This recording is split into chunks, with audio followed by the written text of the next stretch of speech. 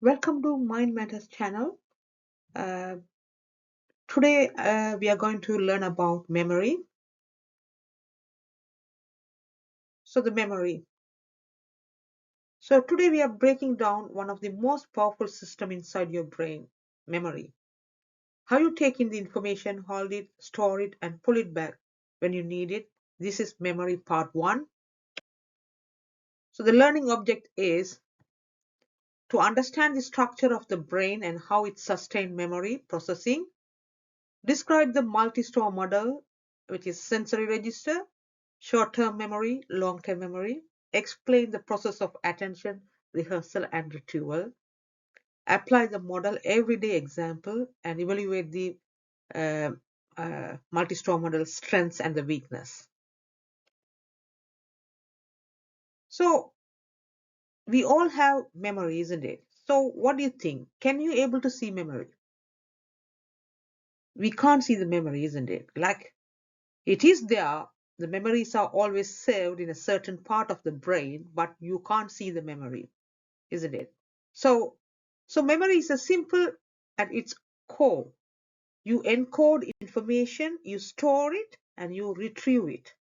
Every time you register, a phrase, answer a questions, or remember where you left your keys, these 3 steps just happen. So memory is a process by which we encode, take in, store, keep in, and retrieve, bring back information. It allows us to learn from experience and use knowledge in the future. So everything, since we're born, we just, we have memories, isn't it? We always save our experience, and whenever we need it, we need to just apply it, isn't it? So where is memory in the brain?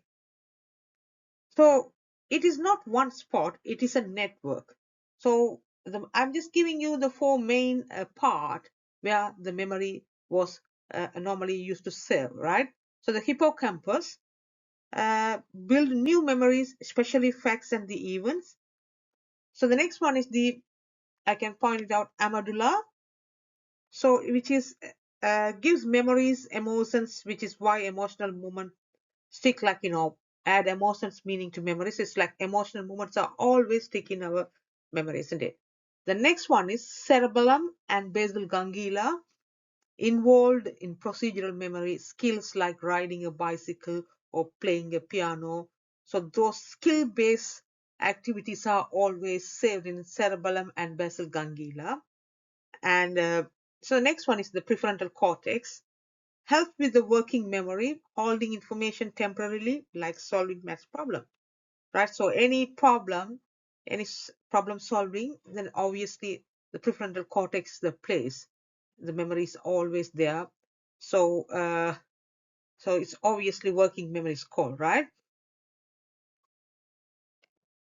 So here I have given the area of the memory, so which is like a, you can remember HACP, which is like a hippocampus, this part, and new memories, it's about new memories. Amygdala is the emotional memories, like your emotions, exciting moments or shocking moments or happy moments. So this is obviously the place you save the memories. And the cerebellum is the procedural memory, riding a bicycle or any muscles activities like playing a piano. This is a place where you have to save the memory here. And the prefrontal cortex, which is like a active memory, just like current activities like solving problem, maths problem, or puzzle, fixing the puzzle, just navigate the map. So this is the working memory. Yeah, it is saved in prefrontal cortex, right?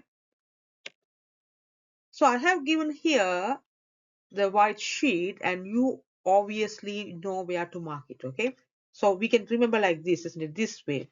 Yeah, this way. So the hippocampus here, so the amygdala here, and cerebellum here, and prefrontal cortex is here, right? So now I have given the brain part and memory function. So I have given the example. Uh, I show the example how it's working, isn't it? How we are using our memories. Like hippocampus, I already mentioned, forming new memories. So episodic means sound based, semantic means meaning based, right? Student activities ask students to remember and list of 5 random words after 1 minute. So this is called hippocampus. It's like remember things just very quickly, as and also it's just the current activities are just obviously just problem solving activities, and remember numbers, letters, those type of things are obviously saved in hippocampus. Amygdala is the emotional memory. So pictures, example, happy, sad, scary, and ask students to describe how they would feel and why that emotions might make it easier to remember. Just like some of the emotional memories are obviously always without realizing it, it's safe, isn't it? So maybe I can ask you, everyone got some the emotional moment in your life. It will always save in your amygdala, isn't it? The next one is the cerebellum, procedural memory, skill and the habits, a simple motor task, example, tapping a rhythm on the desk or repeating a clapping patterns, like the just the skill based, right? So you are learning just skill based, actually your muscles movements, those type of things are obviously it's called procedural memory. And the prefrontal cortex is working memory, holding informations temporarily. I just mentioned, like solving the math questions, or thinking, just remembering the um, I mean recalling your informations, like the uh, what is the capital of the France, isn't it? So you can call just like Paris, isn't it? So these type of things are just coming, just prefrontal cortex saving in the memory, isn't it? Uh, so these type of things are just brain part and memory function students activity. I have given the table to understand easily the function of the memory. Okay. So the factors that support our memory: healthy brain structures like hippocampus, essential for forming new memories, especially episodic and the semantic, isn't it? Amygdala is links memory with emotions.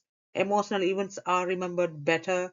Prefrontal cortex is help with working memory and organizations of thoughts. Now I'm going to just look at neurotransmitters and chemical. So neurotransmitters are chemical messengers that allow nerve cells in the brain to communicate with each other. Right? It's really important. So we can see some of the neurotransmitters chemical: dopamine linked to pleasure, reward, and motivation. If you have insufficient dopamine, you have problem with your motivations or maybe pleasure. So obviously you will get some psychological problem, isn't it? Some people, if you have any depression disorder or psychological problem, then obviously you might have a deficit of dopamine. So the other one is serotonin is affect the mood, sleep, and appetite. Just like your mood always linked to the serotonin. And acetylcholine is important for learning and memory. So it's really important you always make sure you can see that little children, obviously they can't, obviously some students can't learn very quickly, and they have some problem on learning. So those type of things are just linked to acetylcholine. You have to make sure. So if you, yeah, the GABA is calm down brain activity. So it's just really important. GABA, you need calm down brain activity. Some people can't obviously calm down, right? So you need to make sure this GABA is working correctly. The glutamate is boost brain activity, key for memory and learning, right? The glutamate also boosts brain activity. It's act like a booster of the brain activity, key for memory learning. So I'm giving you here transmitters and chemicals. Here is activities. So dopamine is like a pleasure, reward, and motivations. Serotonin is affect mood, sleep, and appetite. And acetylcholine is important for learning and memory. And GABA is calm down brain activities. And glutamate is boost brain activity, key for learning and memory. So it's really important for good blood flow and oxygen supply. So the brain needs steady supply for oxygen and glucose. Poor circulation or damage like stroke can affect memory. Yes, definitely. If you have any severe illnesses, you know, which is obviously reduce the brain activities, isn't it? So it's really important, good blood flow and the oxygen supply. And the sleep is really important. You need a during deep sleep, especially REM sleep, memories are consolidated. So it's really important. You need to sleep very well. At least you need to sleep more than the 7 hours per day because it's really important. Because if you are obviously studying, preparing for the exam or ready for the exam, you need a good sleep because it's like, all your learning activities are saved it in your short-term memory, right? So when you are asleep, then it's just transferred to the long-term memory. So it's really important to have better sleep before you go to the exam, isn't it? So make sure it. And also nutrition's diets rich in omega-3 fatty acids, antioxidants, and vitamin B, D, E support brain health. Dehydration or poor diet can weaken memory performance. It's also you need a balanced diet, and you need to think about the omega-3 fatty acids are just like fish, eggs, uh, meat. You should eat those type of things, and you will get omega-3 from that. So if you are vegetarian, obviously you have to just choose the food which is linked to which has like a omega-3 and fatty acids or antioxidants, vitamins. So the physical exercise is really important to just uh, really important for the brain function because it's regular exercise improve blood flow and increase brain chemicals. So it's really important to do every day at least 45 minutes exercise. So this is our memory. So we every day we use our memory, isn't it? So without memory, we can't function, isn't it? Adequately, we can't function. So therefore, it's really important. We need memory is really important. So now we are going to learn about the Atkinson and Shiffrin's Multistore model 1968. So this is the basic model, and he just come across this basic model of the brain. So Atkinson and Shiffrin, they just found that.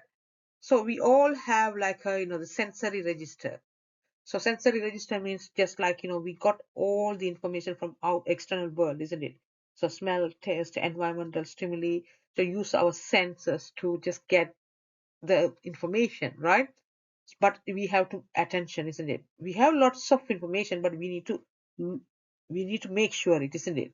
So that's really important part. So the attention. Then after that, it's go to the short-term memory. And short-term memory is just like rehearse and remember it. For example, if you want to learn the telephone number, your friend give her telephone number or his telephone number. But the problem is obviously you just learn it, learn it and save it in your brain, isn't it? If you don't learn it, if you not rehearse it, you can't just remember again. You can't recall it again. So the short-term memory is just doing those part, right? And also the retrieval is long-term memory. So just after you learn straight away, these informations are just pass through the long-term memory and save it forever. Okay, that's the three simple steps which are sensory register, which means the external stimuli and environmental stimuli, smells, taste, using your sense to understand the world. But you need to pay attention on it. Then it's come to this sensory register. Then from that, we just got the short-term memory. Once it comes, then obviously say stays 80 to 30 seconds, right? From that point, you have to rehearse it and just send it to long-term memory, right? So the long-term memory is just like you can save all the informations and save it there. There's no limited, right? Unlimited capacity, isn't it? So this is he Atkinson and Shiffrin Multistore model 1968. They just suggest the three components there, right? Each of the components are working separately and doing their works correctly. Yeah. The short-term memory. So if you pay attention, information move into short-term memory. Here's what you need to know. So the sensory register, you just pay attention, then you get the information, right? But attention is really important. And then the capacity in the short-term memory, the item will serve in the short-term memory is 7 plus minus 2 means, which means just like either 7 plus 9 items or 7 minus 2, 5 items, right? So you can just stay 5 to 9 items in the short-term memory, isn't it? So the Miller 1956 said the duration about it will stay 18 to 30 seconds in short-term memory. If you are not practicing it, it will be deleted, right? And coding mainly acoustic. The coding is happen in the short-term memory is acoustic, sound based. Okay. So the long-term memory is called shorter version long-term LTM. If you rehearse enough information in the short-term memory, then it's transferred to the long-term memory, right? So the capacity is potentially unlimited, durations is potentially lifelong, and coding is mainly semantic. It's not like a sound base, it's a meaning base. Meaning base is called semantic. So I just ask you the questions like a AO1 questions here. Outline 3 different between short-term memory and the long-term memory. So you have to answer those questions. It's quite easy, isn't it? So you have to compare the short-term and the long-term memory. So think about the capacity, duration, and coding. So remember, if you remember this and this and this, then you can obviously easily just compare. In terms of the capacity, short-term memory has limited capacity, isn't it? Like for about 7 plus minus 2 items, right? Miller 1956 said. Whereas long-term memory has potentially unlimited capacity. We just discussed the capacity of the long and the short-term memory. The duration is in the short-term memory lasts around 80 to 30 seconds. Otherwise, it will be deleted if you are not rehearsing it. The Peterson suggests that, and while the long-term memory can store information for lifetime. Okay, the coding is short-term and mainly encoded information acoustically, sound-based, whereas the long-term memory is encoded information semantically by meaning. So I'm just giving you the task to remember these words. I'm going to just doing 80 to 30 seconds, right?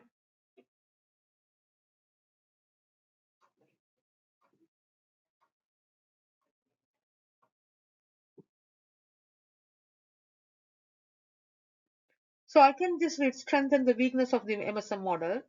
So it's very easy, very simple to understand, isn't it? Clear and testable structure. The models give simple framework, isn't it? So short-term memory, sensory register, short-term memory, and long-term memory. So and also the Peterson 1915 tested support his idea, isn't it? So researchers could investigate scientifically. For example, Peterson 1915 tested short-term memory durations. So when you go YouTube or maybe Google and see about this Peterson research, right? So this is supporting this model, right? Atkinson and Shiffrin's model, right? Multistore model. The next one is research support for separate stores. Just like Bentley's 1966 found short-term memory is mainly acoustic, just as taking the sound and passing to the long-term as its meaning, isn't it? Semantic. So this is, Bentley's 1966 research support. This is one is like the first it comes like the acoustic, and then it's served into just meaning, isn't it? So it's really good strength for true strength of the multi-store model, isn't it? The weakness of the multi-store model is they have suggest that after this, the invention of the multi-store model, of course, some other researchers they said that it's too simplistic. It treats short-term and the long-term as a single stores, right? Research by Tulving 1985 showed long-term memory has separate types. So the Tulving just conducted the research in 1985. He suggests that the long-term memory have a 3 component. It's not like a 1 component, right? Episodic, semantic, and procedural. And also the next weakness is the ignores other factors. It doesn't explain why some memories like emotional events go straight into the long term without rehearsal. Research on the amygdala suggests emotions play a role. So same thing like so according to the Atkinson and Shiffrin, they suggest that always is go to the sensory register, then the short-term memory and the long-term memory. But whenever the emotional events are not just rehearse it in short-term memory, it straight away go into long-term memory. Whenever you think about it, then it comes, isn't it? So it's completely just completely reject the idea of just going to the short-term memory and then rehearse it and go to the long-term memory. And also it's saying that uh, it's normally according to the Atkinson and Shiffrin, 18 to 30 seconds. The items are obviously 18 to 30 minutes, 30 seconds. The items obviously same, or otherwise it will delete it if you are not practicing it. But if you are sending the emotions, or if you are just in undergo any emotional uh, remembrance, then obviously it's quickly go to the long-term memory, isn't it? Without practicing it, it's go right. So it's completely you know against this the multi-store model, this idea. Okay, so this is I'm going to show you, discuss the multi-store model of memory. In your answer, refer to strength and the limitation of the model. In this case, you can just draw the picture and explain the sensory register and the short-term memory and the long-term memory, and you obviously just give what happened in the sensory register and the short-term memory and the long-term memory. But the problem is the 15 marks, so you have to make it like a essay type of questions. So therefore, I'm going to show the model of the essay type of questions. Okay, so the introduction you can give like the multi-store model of memory proposed by Atkinson and Shiffrin. Though you should just introduction give, right? Who introduced has been influential in understanding how memory works. However, it has both strength and weakness that must be considered. Okay, so the strengths are obviously say one strength is the MSM is that it's provide a clear testable structure of memory with separate stores, sensory register, short-term memory, and the long-term memory. So that's obviously you are giving the strength, isn't it? Easy to understand. This has led to large amount of experimental research. For example, Peterson 1959 found that STM has a very limited durations of around 80 to 30 seconds, supporting the idea of short-term memory. It's a temporary store distinct from long-term memory. This suggests that MSM has strong scientific support. So the multi-store model is obviously is the because they suggest that the strength is Peterson suggests that obviously he conduct the research and see how far uh, we can keep the item in the short-term memory and how long, which is 80 to 30 seconds. So this is supporting his Atkinson Shiffrin's idea, isn't it? So this is one of the strengths. And also it's easy, isn't it? Easy to understand. Uh, the next one is another strength is evidence for different type of codings in the short-term memory and long-term memory. So that you should remember this person's name. Badley's 1966 found that short-term memory is mainly acoustic, confusing similar sounding words, while long-term memory is semantic, confusing word with similar meaning. So this support the multi-store model claim that two stores are separate and function differently, right? Two stores are separately and function differently. The model therefore has a good validity in explaining how memory works. If you want, you can go to the 1966 Batley's idea, and also you can just go for you can just go and see online or Google and find out further information about how the Atkinson and Shiffrin's model are more strength of these models, right? Atkinson and Shiffrin multi-store model. However, a major limitation is that MSM oversimplifies memories. It assumes short-term and long-term are single unitary stores. So again, they are just showing research by Tulving 1985 demonstrated that LTM is divided into episodic, semantic, and procedural memories, suggesting the MSM is too basic. This reduces the explanatory power of the model. So again, according to the Tolkien's idea is just like they're just too or simplistic. They found that it has another three component there in the long-term memory. So that is of course the limitation of this idea of multi-store model. So you have to mention those things. And the another weakness is the model emphasized on rehearsal as the main way information transferred to long-term memory. In reality, we often remember events without rehearsal. Yeah, as I previously mentioned, that such as emotionally even are not just practicing in the short-term memory. It's always go to long-term memory whenever we need it. We can recall it. So it's also against the idea of uh, the Atkinson and Shiffrin's multi-store model.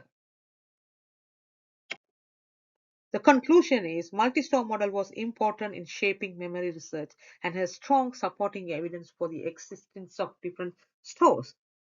So, however, it has been criticized as oversimplified and unable to explain all aspects of memory, such as emotional memories or the complexity of LTM. Overall, while the MSM is useful as a starting point, later models like the working memory model provide a more complete explanations. So this is how you need to structure the essay.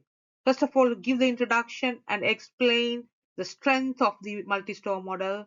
At least you have to just give two strengths, and also the weakness of the experiment, and as well as the finally conclusion. Okay, thank you for watching my Mind Matters channel. I hope this will allow you to understand the basic idea of the Atkinson and Shiffrin multi-store model. I think I'll see you in another clip. Thank you for watching my channel.